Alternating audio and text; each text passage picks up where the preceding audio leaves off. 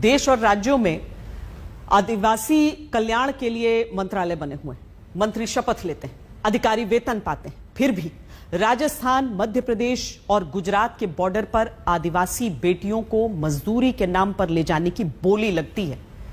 पता भी नहीं चलता सैकड़ों गरीब आदिवासी परिवार की लड़कियां कहां चली गईं। सैकड़ों बच्चियां अब भी गायब हैं। ये परिजन आज तक से मिले, इंसाफ दिलाने की दस्तक देने को कहा।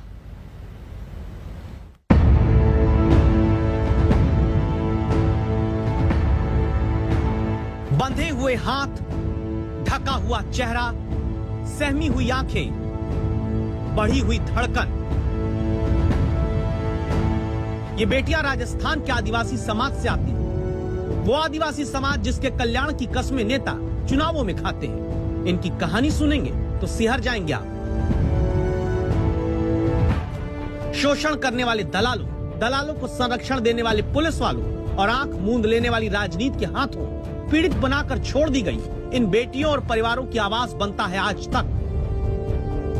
जिनकी कहानी आपके सामने लाने जयपुर में आज तक संवाददाता शरद कुमार इन बच्चियों और परिजनों तक पहुंचे, जिन्हें अपनी इंसाफ की दस्तक देने राजधानी जयपुर आना पड़ा।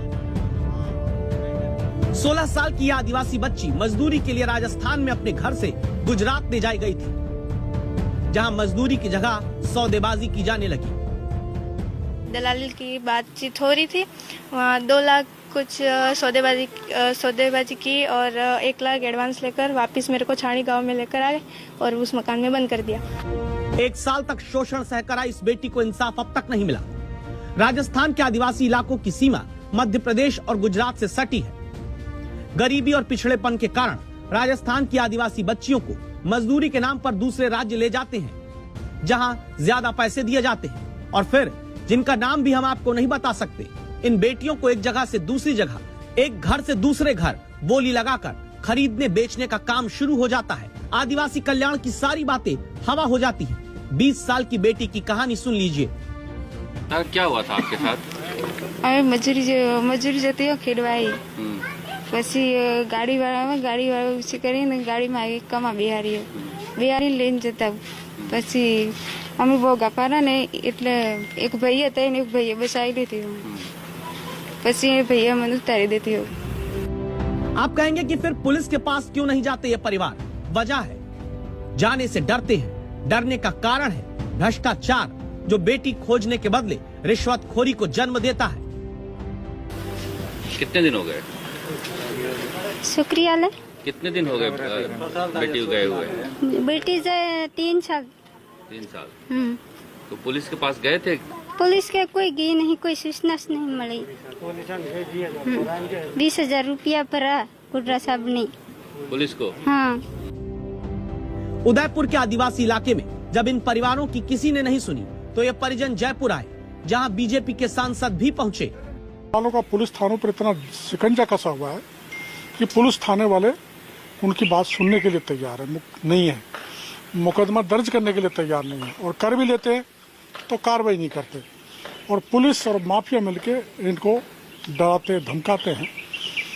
जबरदस्त शोषण की कहानी है। दिल्ली से जयपुर तक आदिवासी कल्याण मंत्रालय है, मंत्री हैं, क्या इन्हें भी जानकारी नहीं?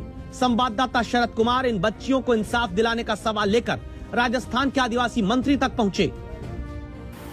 वहां उनके साथ में किस तरह से शोषण होता है उसके लिए तो हम कह नहीं सकते, पर कहीं न कहीं वो जो दलाल टाइप लोग हैं वो इनके साथ में अत्याचार करते हैं, ये बात सही है। यानी मंत्री तक को पता है सब कुछ, और दावा है कि 1000 से ज्यादा आदिवासी बच्चियों के राजस्थान से मजदूरी के नाम पर ले जाकर गायब कर दिया गया।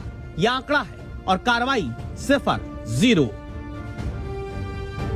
सवाल उठता है कि महिला आयोग से लेकर अनुसूचित जाति जनजाति आयोग तक है, वह क्या काम कर रहा है?